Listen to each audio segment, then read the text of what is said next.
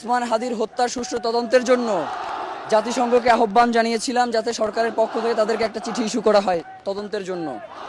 শহীদ ওসমান হাদির স্ত্রী গতকাল 4টা থেকে এখানে বসে আছেন।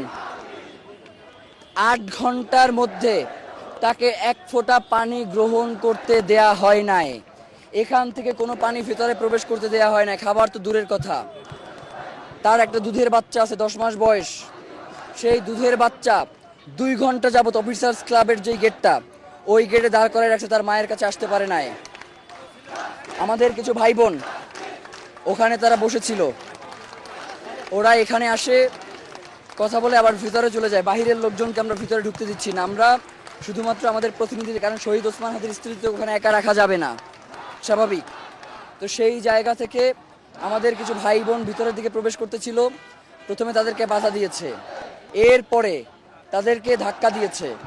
আমি আপনাদের মাধ্যমে জানাতে চাই, আমরা এখন পর্যন্ত আমাদের 5 জন ভাই এখানে আহত অবস্থায় পড়ে আছেন। তাদের গায়ে সাউন্ড গ্রেনেড এবং টিয়ার শেল নিক্ষেপ করা হয়েছে। এরপরেও আমরা কোনোভাবেই যাতে শান্তি শৃঙ্খলা পরিস্থিতির অবনতি না ঘটে, এই জন্য আমরা জনতাকে শান্তপূর্ণভাবে এখানে অবস্থান করাচ্ছি। কিন্তু তারা আমাদের ভাই বোন, এমনকি মেয়েদের গায়ে তারা হাত দিচ্ছে পর্যন্ত। তো আপনাদেরকে বলে রাখি, যেই যমুনা মেয়েদের সম্মান করতে জানে না, যেই যমুনার সিকিউরিটি, বাংলাদেশে সেই যমুনা থাকবার তো কোনো দরকার নাই। বাংলাদেশে রাষ্ট্র ক্ষমতায় থাকতে হলে অবশ্যই মেয়েদেরকে সম্মান করতে হবে। শহীদ ওসমান হাদির স্ত্রীকে সম্মান জানানোর জন্য উপদেষ্টা পরিষদের দপ্তর থেকে একজন পিয়ন পর্যন্ত তার সাথে দেখা করতে আসে নাই। এই কথাগুলো বাংলাদেশের জনগণ কাছে যদি আমরা উপস্থাপন করি, বাংলাদেশ কিন্তু বিক্ষোভে ফেটে পড়বে। এই বিক্ষোভে ফেটে পড়লে যদি নির্বাচন কেন্দ্রে কোনো সমস্যা হয়, তার দায়ভার এই অন্তর্বর্তীকালীন সরকারকেই বহন করতে হবে। সেটা কোনোভাবেই জনতা বহন করবে না, কারণ জনতা দেখেন এখন পর্যন্ত শান্তিপূর্ণভাবে অবস্থান করছে, কেউ কোনোভাবেই উগ্র আচরণ করতেছে না। তো তারা যদি আমাদেরকে বাধা দেয় আমাদের কার্যক্রমে, তাহলে তো অবশ্যই লড়াই হবে। এবং সেই লড়াই শুধুমাত্র এইটা না যে তারা আমাদেরকে টিয়ার শেল নিক্ষেপ করবে আর আমরা পালিয়ে যাব, তারা আমাদেরকে বুলেট মারবে আমরা পালিয়ে যাব। জুলাইয়ের মতো আমরা প্রতিহত করবো, এটা বলে দিলাম। শহীদ ওসমান হাদির হত্যার সুষ্ঠু তদন্ত জাতিসংঘের অধীনে না যাওয়া পর্যন্ত আমাদের এখানে লড়াই চলবে। জাতিসংঘের অধীনের ব্যাপারে যদি তারা তাদের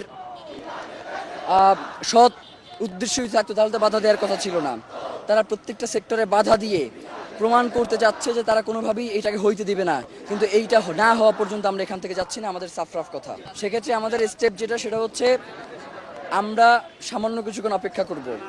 যদি না হয় তাহলে আমরা এখান থেকে মিছিল নিয়ে ব্যারিকেড ভেঙে আমরা যমুনা অভিমুখে চলে যাব শান্তিপূর্ণভাবেই।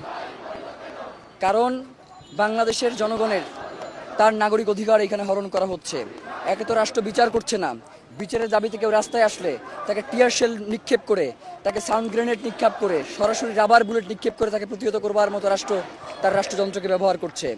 জুলাইয়ের পরে সেই ফ্যাসিবাদী কাঠামোর রাষ্ট্র, সেই স্বৈরতান্ত্রিক রাষ্ট্র কাঠামোকে আমরা আর বাংলার জমিনে বাস্তবায়ন হইতে দেব না। বাংলাদেশের জমিনে এই আজাদির লড়াই ততক্ষণ পর্যন্ত চলবে যতক্ষণ পর্যন্ত একজন নাগরিক তার পূর্ণ অধিকার ফিরে না পাবে। বাংলাদেশ জিন্দাবাদ, ইনকিলাব জিন্দাবাদ।